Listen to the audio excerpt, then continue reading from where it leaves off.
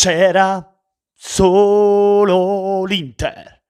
In campo chi c'era? Ciucciari. C'era solo l'Inter.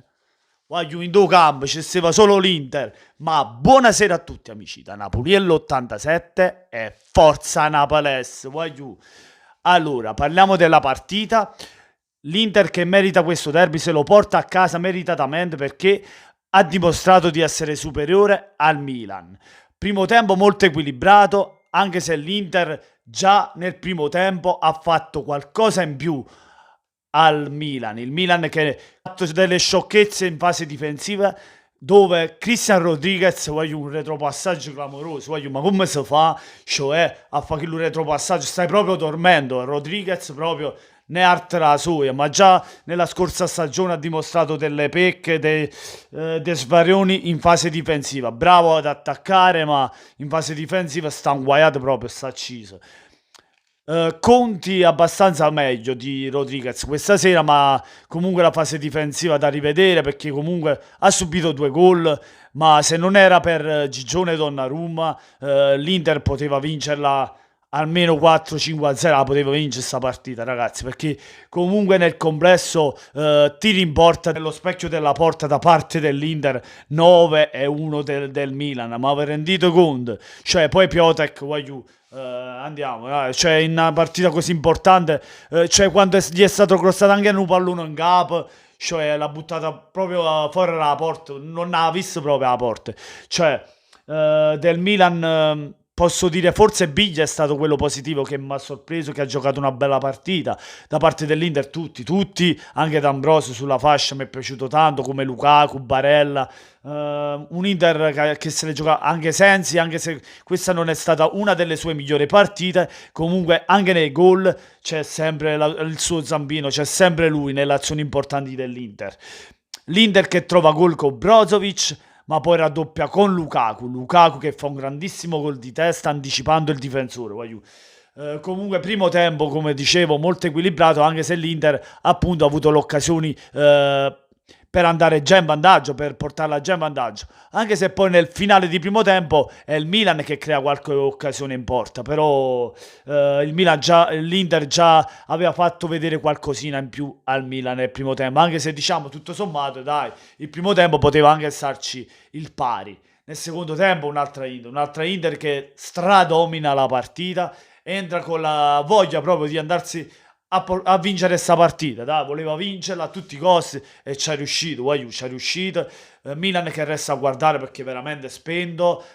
Mi sembra di aver rivisto un po' il Milan con il Verona, non ci ha capito proprio più niente dopo il gol preso subito da Brozovic. L'Inter l'ha messa sotto, l'ha messa alle corde, ha continuato ad attaccare e alla fine trova anche il 2-0 con Lukaku. Con Lukaku e non Lukaku. Comunque ha fatto gol, il fatto sta che ha fatto gol nella partita importante nel derby, anche se fino ad ora non è che abbia fatto tantissimi gol e grandissime prestazioni, ma questa sera secondo me ha fatto una grandissima prestazione e ha fatto un grande gol da vera attaccante. Voglio veramente bello di testa nell'angolino dove Donnarumma può solo guardare. Comunque Gigio più di quello non poteva fare perché comunque ha salvato, ripeto, più di una volta il Milan che poteva perderla benissimo 4-0 sta partita. Meno male, c'hanno il portiere buono in porta e non è successo, però attacco da rivedere perché nemmeno un gol anche questa sera, un gol l'ha trovato a fatica a Verona con un calcio di rigore stasera, cioè poche occasioni, un tiro nello specchio della porta, c'hanno qualche problema in fase offensiva, è una problematica grande per una squadra che vuole lottare per la Champions League. Molto positiva l'Inter che sta dimostrando di lottarsi questo campionato fino alla fine e secondo me se continua di questo passo sono preoccupato, io che tifo per Napoli ovviamente, sono preoccupato perché se continua di questo passo veramente l'Inter può sperare nello scudetto, almeno che cioè, lo scudetto è mano alla Juventus, dipende tutto dalla Juve secondo me ancora. Però attualmente no, perché è prima in classifica l'Inter, allungati a 12 punti. Però secondo me dipende comunque dalla Juventus, perché la Juventus la ritengo la favorita. Se poi la Juventus non sarà più quella dell'anno scorso e commette degli errori, l'Inter può essere protagonista. con noi ovviamente, però attenzione, attenzione perché questa Inter veramente comincia a far vedere delle cose importanti perché stasera veramente ha subito pochissimo, pochissimo e si è portata la partita a casa gestendola bene, con tranquillità. Ah, Godin pazzesco, grande prestazione di Godin, lo devo dire su tutti. Mamma mia, la difesa non ha subito gol e Godin è stato mostruoso, cioè ha fatto la partita da Dio secondo me, insieme a Barella, perché voglio elogiare anche Barella che ha fatto una grandissima prestazione, e poi Lukaku. Vabbè, a parte Brozovic, il gol, tutti i centrocampisti, insomma, tutta la squadra. Dai, pure D'Ambrosio ha fatto una grande partita. Niente, voglio, fatemi sapere voi cosa ne pensate nei commenti. Lasciate tanti like se vi è piaciuto il video, ma soprattutto venite sotto il video ed iscrivetevi al canale di Napoliello87.